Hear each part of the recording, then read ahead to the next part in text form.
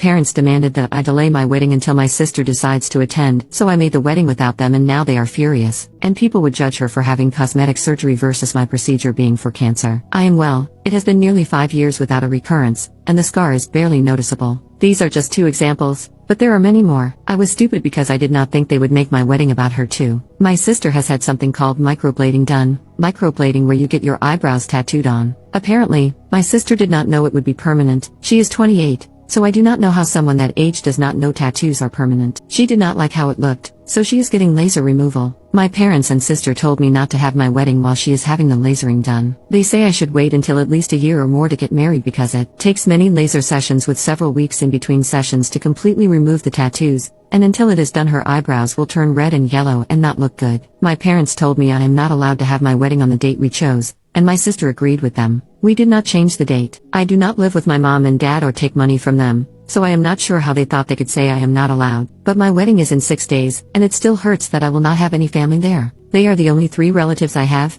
and none of them will be there. They think the wedding is on the 6th, not the 30th, which I know is good so they cannot make a scene at my wedding. I will have so many friends there to support me, but I still kind of wish my family would be there too. I am absolutely chuffed about getting married and would never delay it because of my sister. But part of me still wants my mom and dad and even her to be there. As the day of my wedding arrived, I found myself surrounded by supportive friends who showered me with love and encouragement. Walking down the aisle, my heart swelled with emotion, knowing that although my parents and sister were absent, I was not alone in celebrating this momentous occasion.